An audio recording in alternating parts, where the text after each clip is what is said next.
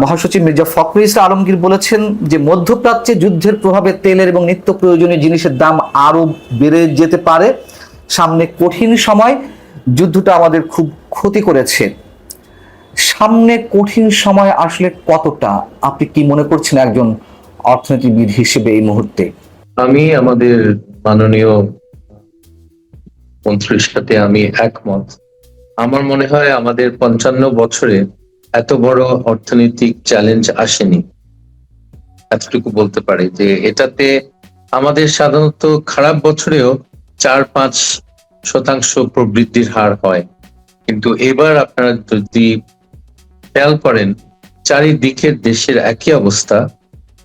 আমাদের প্রবৃদ্ধির হার তো হবে না, ইকোনমিটা শ্রিঙ্ক করবে হয়তো 1% বা 2% এই বছরে। এটা খুব মারাত্মক একটা প্রভাব পড়ছে। তেলের দাম বাড়বে, সব জিনিসপত্রের দাম বাড়বে, আমাদের ফ্রেটের দাম বাড়বে, আমাদের যে বিদেশে যারা আছে ওরা টাকা পাঠাতে পারবে না। এটা খুব মারাত্মক একটা জিনিস, ওদের চাকরি চলে যাবে অনেকের, এবং টাকা পাঠানোই কঠিন। লোকে বাংলাদেশে আসতে এখন কষ্ট হচ্ছে। ইংল্যান্ড থেকে প্লেনের ভাড়া এখন দ্বিগুণ হয়ে গেছে, জাস্ট একটা উদাহরণ দিচ্ছি। সো এই জিনিসগুলি হচ্ছে এবং আমাদের জিনিসপত্রের দাম খুব খারাপ ভাবে বাড়বে। আমাদের এটা আমাদের হাতে না বা আমাদের সরকারের কোনো দোষ নাই, কিন্তু এটা ঘটবে এবং এটা দেখতে পাচ্ছি আমি পরিষ্কার করে। এটা এই বছরটা খুব অর্থনৈতিক দিক থেকে খুব খারাপ ধরা হবে হিসাবে। এই যে খারাপ হওয়ার একটা আশঙ্কা ইরান যুদ্ধের কারণে আমরা সেটি মনে করছি, কিন্তু আমার প্রশ্ন হচ্ছে যে শুধুই কি ইরান যুদ্ধের প্রভাবে দেশের অর্থনৈতিক অবস্থা খারাপের দিকে যেতে যাচ্ছে, নাকি এর সাথে পূর্ববর্তী সরকার অর্থাৎ ডক্টর ইউনূস সরকার বা অন্তর্বর্তী সরকারের যে কার্যকলাপ, তার যে দায় দেনা বিদেশি দেশগুলোর কাছে বা দাতা সংস্থাগুলোর কাছে, এরও একটি সম্মিলিত প্রভাব পড়বে? এটার একটা প্রভাব পড়বে, কিন্তু আসল কথা হলো যে ইরান যুদ্ধ এটা হলো বড় ফ্যাক্টর, এবং এটা ইউনূস সরকার তো তারা ঠিক মতো চালায়নি, সেটা একটা কথা আছে, কিন্তু সেটা মারাত্মক ক্ষতি হয়ে যাবে না, মানে ইকোনমি একটা কোল্যাপস করে যাবে না ওটাতে। কিন্তু এই ইরান ইসরায়েল যুদ্ধের জন্য আমাদেরকে বিরাট একটা একটা আমাদের উপর বিরাট একটা প্রভাব পড়বে, এবং এটা ঠেকানোর কোনো উপায় নেই। আমাদের রিজার্ভস ভালো, কিন্তু রিজার্ভস দিয়ে হয় না, কারণ আমাদের যদি মানুষ টাকা না পাঠায় বিদেশে থেকে, যারা টাকা পাঠাচ্ছে এতদিন, তাদের চাকরি যদি বরখাস্ত হয় বা ওদের দেশে ইকোনমি যদি খারাপ হয়, যেটা আমরা মনে করি কাতার, বাহরাইন, দুবাই, আবুধাবি এবং সৌদি আরবের সবগুলি এফেক্টেড। এটা তো একটা ছোট ব্যাপার না যে একটা দেশ এফেক্টেড। আমাদের এটা পুরো রিজনটা আমাদের এফেক্টেড, এবং এটা আমাদের জন্য খুব গুরুত্বপূর্ণ রিজন। এই এই এলাকা, মানে এই মধ্যপ্রাচ্যের যে দেশগুলির নাম বললাম, এরা আমাদের খুব বড় একটা মার্কেট ফর ম্যান পাওয়ার, এবং এরা তো এটা কোনো আশঙ্কা না, এটা হয়ে গেছে। আপনি যে আশঙ্কা করছেন, আমি কোনো আশঙ্কা করছি না, এটা ঘটে গেছে। এটা হবে, এটা হবে। স্ট্রেইট অফ হরমুজ বন্ধ করে দিয়েছে, তেলের দাম বেড়ে গেছে, আপনি বুঝতে পারছেন না, যা ঘটার ঘটে যাচ্ছে। তো এটা আশঙ্কার বিষয় না, এটা এখন ক্ষতি হওয়ার কতটুক ক্ষতি হয় এবং আমাদের সরকার কতটুকু এই ক্ষতিটাকে থেকে কেটে উঠতে পারবে আমি জানি না। এটা খুব কঠিন একটা পরিস্থিতি, এবং এটা কোনো সরকারের, আমাদের সরকারের দোষ না, কিন্তু এটা ঘটে গেছে। এখন এটা জিনিসটা মেনে নিতে হবে। এখন আপনাদেরকে ভাবতে হবে যে সরকার কি কি পদক্ষেপ নিতে পারে এই সমস্যাটাকে একটু কমানোর জন্য। এটাই এখন ফোকাস পাওয়া উচিত আমাদের সরকারের। কিন্তু আমি দেখছি যে ধরেন পাকিস্তানে স্কুল বন্ধ করে দিয়েছে, ফ্যাক্টরি গুলিকে বোধহয় 4 দিন না 3 দিন চালায়। এটা কেন করেছে? কারণ ওদের তেল নাই। আমাদেরও তো তেল নাই, তো আমরা এত রিল্যাক্স কেন? এটা একটু চিন্তা করা উচিত যে আমরা এত নিশ্চিন্ত মনে আমরা আছি। এটা বোধহয় ঠিক না, আমাদের এটা একটা বড় সমস্যা। কিন্তু এগেন, এটা আমাদের সরকারের দোষ না, এটা একটা পুরো একটা একটা ক্রাইসিস, ইন্টারন্যাশনাল ক্রাইসিস, আন্তর্জাতিক ক্রাইসিস। এটা তেলের একটি যদি ভয়ঙ্কর সংকট, তেলের একটি জি ভয়ঙ্কর সংকট হবে, তেলের একটি ভয়ঙ্কর সংকট হবে, সেটা আমরা সবাই বুঝতে পারছি। এবং এরই মধ্যে দেশের বিভিন্ন স্থানে পেট্রোল পাম্প বন্ধ হয়ে গেছে, জ্বালানির জন্য তেল পাওয়া যাচ্ছে না। এবং শুধু বগুড়াতেই একদিনে 72টি পেট্রোল পাম্প বন্ধ হয়ে গেছে। এবং সারা দেশে পেট্রোল পাম্প যে কোনো সময় বন্ধ হয়ে যেতে পারে বলে আশঙ্কা করছেন এই ব্যবসায়ীদের পক্ষ থেকে, আশঙ্কা করা হচ্ছে।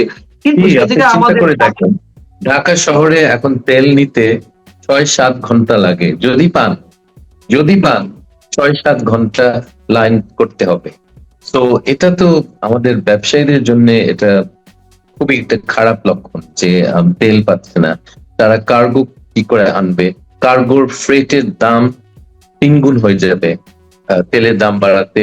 কার্গো ফ্রেট লোকে আনতেই পারছে না, আর বিভিন্ন সমস্যা হয়ে তেলও আনতে পারছে না জাহাজে, ওই জায়গাগুলি ব্লকড আছে। তো সবকিছু মিলে তেলের সংকটটা আমাদের প্রথম ধরবে, তারপরে মুদ্রাস্ফীতি, তারপরে জেনারেল ইকোনমিক ডিক্লাইন। মানে লোকে ব্যবসা না করতে পারলে আপনি, সবাই সাফার করে। ব্যবসায়ীরা যদি এখন ক্ষতিগ্রস্ত হয় সারা দেশে, তাহলে পুরো দেশটা ক্ষতিগ্রস্ত হবে। এবং আপনি দেখবেন যে আমাদের প্রবৃদ্ধির হারের কথা আর বেশি কিছু উচ্চারণ করা উচিত না। প্রবৃদ্ধির হার তো থাকবে না, একটু ইকোনমিটা একটু কন্ট্রাক্ট করবে, 1-2% কমপক্ষে। আইএমএফ তার মানে প্রত্যেক কোয়ার্টারে, জি, প্লিজ আপনি শেষ করুন। আইএমএফ আইএমএফ প্রত্যেক কোয়ার্টারে একটা এস্টিমেট তৈরি করে ওয়ার্ল্ড গ্রোথের, এটাকে বলে উইও, ওয়ার্ল্ড ইকোনমিক আউটলুক। এটা প্রত্যেক কোয়ার্টারে তারা এস্টিমেট কমাচ্ছে। লেটেস্ট কোয়ার্টারটা আমি এখনো দেখিনি, এটা আমার ধারণা এটা হয়তো 1-এ চলে আসছে, যেখানে পুরো পৃথিবীর প্রবৃদ্ধির হার 3-4-এ থাকে, 1 হয়ে গেলে চিন্তা করে দেখেন কি মারাত্মক একটা ক্ষতি হয়ে যায়। এবং যুদ্ধ থামার তো কোনো আমি লক্ষণ দেখছি না। অনেক কথাবার্তা হচ্ছে যে নেগোসিয়েশন করছে, কিন্তু এরা আসলে কোনো প্রমাণ আমি দেখিনি যে কেউ এটা নিয়ে আলাপ করছে। কারণ ইরানকে যারা আক্রমণ করেছে ইসরায়েলিরা, তারা বিষয়টা বুঝতে পারেনি। আপনি তেলের সংকটের কথা বলছেন, তেলের সংকট কি এরই মধ্যে হওয়া শুরু করেছে? মানে যেহেতু পেট্রোল পাম্প গুলো বন্ধ হয়ে যাচ্ছে, ঠিক মতো তেল দিতে পারছে না, নিরাপত্তাহীনতা এবং একই সঙ্গে তেল না পাওয়ার কারণে একের পর এক পেট্রোল পাম্প বন্ধ হয়ে যাচ্ছে, তার মানে কি আমরা বলতে পারি অলরেডি তেলের সংকট শুরু হয়ে গেছে? জি, এটা তো একটা লক্ষণ, সিম্পল একটা লক্ষণ, তেলের সংকট কিন্তু শুরু হয়ে গেছে। আমাদের এবং বিদ্যুৎ জ্বালানি সম্পদ মন্ত্রী ইকবাল হাসান মাহমুদ টুকু সাহেব জানিয়েছেন যে দেশের জ্বালানি তেলের কোনো সংকট নেই, জনগণের প্যানিক হওয়ার কোনো কারণ নেই।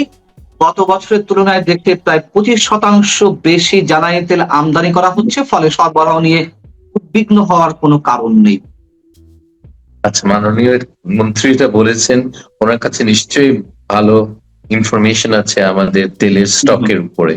আমাদের নিশ্চয়ই ভালো স্টোরেজ ইউনিটে লক্ষ লক্ষ টন তেল আছে, আমি ঠিক জানি না।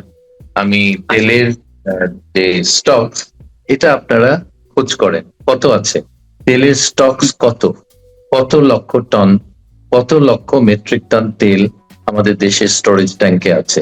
যদি বলেন যে বড় একটা অঙ্ক আছে, তাহলে কোনো চিন্তা নাই। আমেরিকাও ফিউল একটা সারপ্লাস একটা স্টকস থাকে, চায়নাতেও থাকে।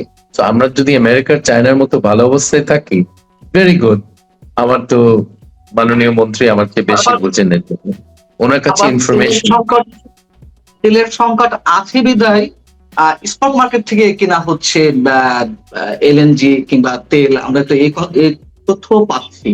তাহলে আসলে আমাদের সামনে কি কোনো ভুল তথ্য উপস্থাপন করা হচ্ছে কোনোভাবে, বা আমরা পাচ্ছি কিনা কোনোভাবে ভুল তথ্য? একজন অর্থনীতিক হিসেবে আপনি মনে করেন কিনা যে দেশের সংকট মোকাবেলায় তথ্যের সঠিক সরবরাহটা থাকা প্রয়োজন? Well, not always. মাঝে মাঝে আসল তথ্যটা পেলে আপনি প্যানিক করবেন, আমিও প্যানিক করবো। তো মাঝে মাঝে মানুষদের থেকে লুকাতে হয়, সব সময় না। কিন্তু আমি আপনাদেরকে বলবো যে আপনারা জি। সিম্পল প্রশ্ন করেন মাননীয় মন্ত্রীকে। উনি হুম, খুব হুম, হুম। সাহসী স্টেটমেন্ট দিয়েছেন যে আসলে আমাদের কি অবস্থা, আমাদের আমাদের স্টোরেজ ট্যাঙ্কে কত মেট্রিক টন তেল আছে, ডিজেল কত, আর অন্য অন্য তেল কত, গ্যাসোলিন কত, জিজ্ঞেস করেন। আর আমি আশা করছি যে এই সরকার তো সবকিছু তারা খোলামেলা ভাবে করছে, আপনাকে বলবে কি আসল পরিসংখ্যান। সেই জি। পরিসংখ্যান থেকে আপনারা হিসাব করবেন ডেইলি আমাদের নর্মাল কনসাম্পশন কত। যদি আমাদের ধরেন 1 লক্ষ টন থাকে আর ডেইলি কনসাম্পশন 3,000 টন হয়, তাহলে আপনি 30 দিনের স্টক আছে। তো আপনাদেরকে হিসাব করতে হবে আমাদের ডেইলি কনসাম্পশনটা কত হয় আর ওনার হাতে কত আছে, তো দেশের হাতে কত আছে, এটা আপনারা খোঁজ করে বের করে নিতে পারবেন। তখন আপনি বুঝবেন, নিজেই সিদ্ধান্ত নিতে পারবেন যে আতঙ্কিত হওয়া উচিত কিনা। আপনি এটা যাচাই বাছাই করবেন, আমি এটা কিছু বলতে চাই না।